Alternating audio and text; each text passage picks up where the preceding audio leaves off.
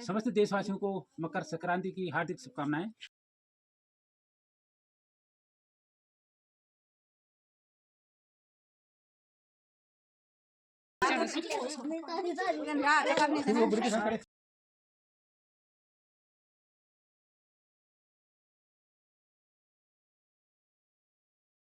सभी मित्रों को मेरा हार्दिक प्रणाम।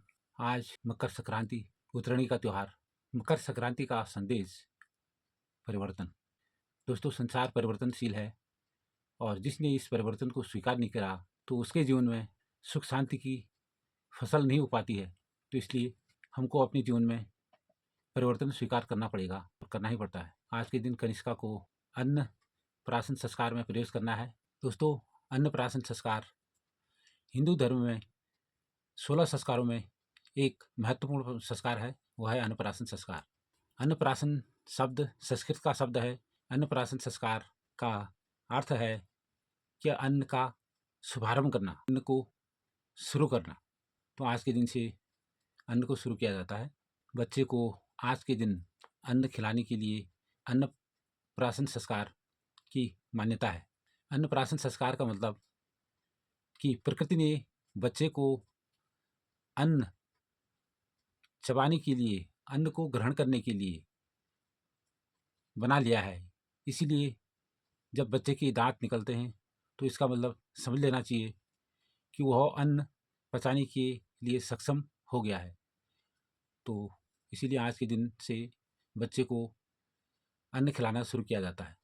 और अन्नमय कोश यानी कि शरीर के विकास के लिए अन्नप्राशन संस्कार फिर जरूरी हो जाता है, क्योंकि अन्नप्राशन संस्कार से ही बच्चे का जीवन का जो है शारीरिक और मानसिक दोनों चीज़ों का विकास होना शुरू होता है।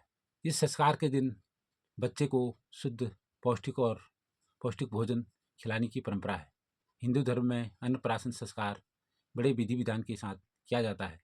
इसीलिए बच्चा 6 माह का होते ही अन्नप्राशन संस्कार जरूरी हो जाता है।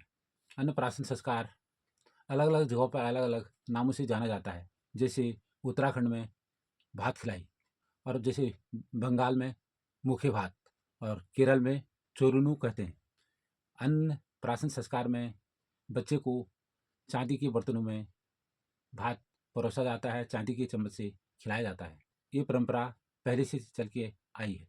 अन्न प्राशन संस्कार में भोजन अलग अलग प्रकार से परोसा जाता है, जैसे चावल की खीर, शहद, घी, तुलसी दल, गंगा जल आदि से भोजन बच्चे को भोजन कराया जाता है। बच्चे को सर्वप्रथम माँ भोजन कराती है, क्योंकि माँ का अधिकार सबसे पहले है। उसके बाद बारी बारी से परिवार के सदस्य बच्चे को भोजन कराते हैं। आज के दिन अन्न को भोजन प्रसाद के रूप में लिया जाए, इस संकल्प के साथ अन्नप्राशन संस्कार संपन्न किया जाता है। तो आइए आज कनिष्का को भात खिलाया जाएगा। चलते हैं और खिलाते हैं। अयो अब खा लो। ये देख कनिष्का बाबू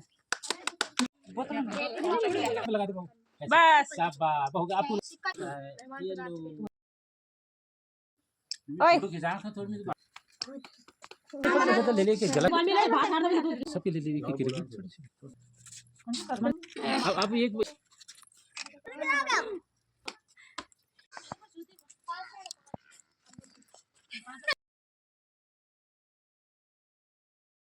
पहल शुरू की है। सबसे पहले हम लोगों ने शुरू किया, क्योंकि जो 16 संस्कार हैं, 16 संस्कारों में महत्वपूर्ण संस्कार ये भी माना जाता है अन्नप्राशन। इसके साथ साथ सभी संस्कारों का हम पौधारोपण करते हैं। आज जो है पौधारोपण होगा शहतूत के पौधे का।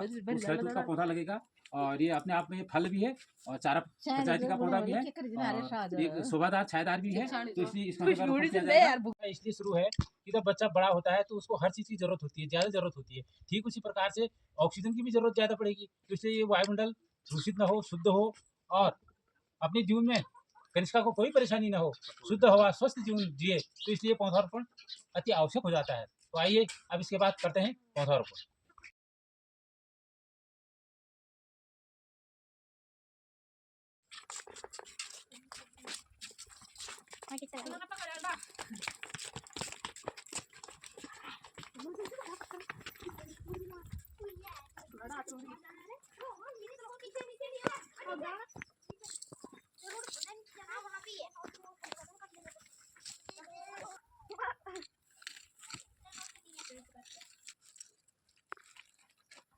लगा दें।